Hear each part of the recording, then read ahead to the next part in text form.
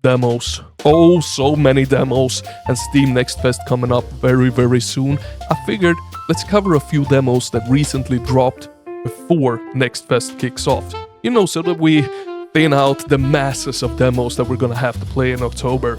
And my name is, as always, good old Papa Slim, and my mission here is to hunt down the most brutal and best indie games out there so you don't have to do the digging, only the enjoying. And today I bring a bunch of awesome brutal demos with me in the long-running series called Brutal Demo Disc that has one episode prior to this. It takes time doing these. Let's go. Starting off the video is none other than the highly anticipated, the fear-like first-person shooter Shell Soldier, which is developed by Cat Hunt 3, and after years, yes, actually years of waiting, it finally has a demo. It comes packed with 4 short but very punchy levels, 3 weapons, 4 hidden slim faces, and 3 enemy types. If my math is right, that is. Sometimes it doesn't work. But let's get to the most important part first, the slim stickers. That's right, each level has one hidden slim sticker just waiting to be found. Is that the main objective of the demo? Nope, it's not, but you could make it your own personal side quest to find them all. And honestly, I did do that. Okay, enough about the faces. I said this was a fear-like, and it is, but without the horror, or at least for now, without the horror. The demo, it doesn't lean into anything spooky. What it does have though are surprisingly smart enemies that flank, take cover, move around corners, and split up to outmaneuver you, just like in Fear. Add in some light destruction with nice particle effects, and of course that sweet bullet time, and you've got a pretty intense firefight on your hands. These enemies, they simply don't mess around, so bullet time isn't just for show, it's for survival. There's also some light puzzling, mostly finding batteries to unlock doors. It's nothing groundbreaking yet, but it is just the first 4 levels of the game, so I'm expecting it to ramp up a bit. My biggest gripe with the game, however, is the movement. There is no sprint, instead you get a dash on shift, which is useful, but walking speed is painfully slow. A proper sprint would have made a huge difference here. A melee attack, it is bound to V, which is fine, but being able to rebind it, which you can't in the demo, would have made it feel so much smoother. Rebinding keys is coming though, but it's not available in the demo. But why does melee matter? Well, there's no ammo laying around in this game. You need to get up close, bash enemies, and that's how they drop ammo. It's a neat mechanic, but without a sprint, that dash can be really awkward sometimes. It's super easy to overshoot or come up short, especially when enemies won't sit still. All in all, it is a very solid first demo. Some movement tweaks and key binding options would go a long way here, as well as stop the stuttering between the loadings, because it kind of ruins the flow somewhat here. But what is working and what is here is already showing the game's vision loud and clear. I like it. Now next up is something different. Sportal is an arena roguelite set in 1950s America with a twisted love for sports, but not the kind you and I know.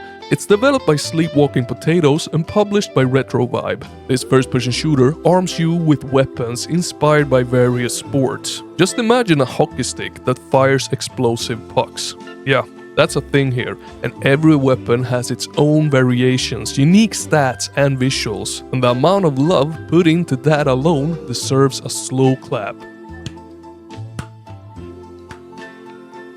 Now each arena has one goal: kill everything. Ammo, it is scarce. Traps, they are everywhere, and they'll hurt you just as much as the enemies.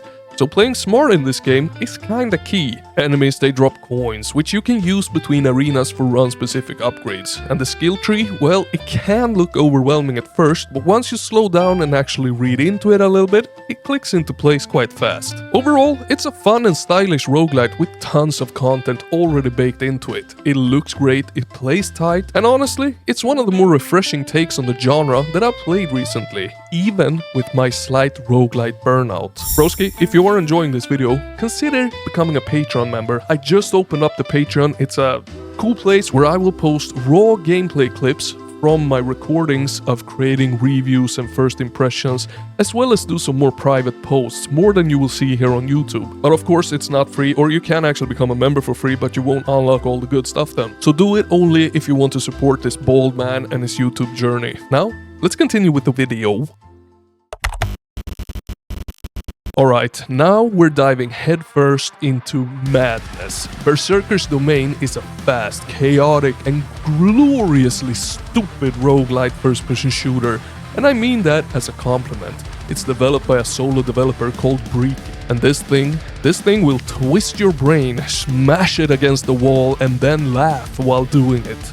The goal of the game is simple: get as far as you can, but no two runs are ever the same.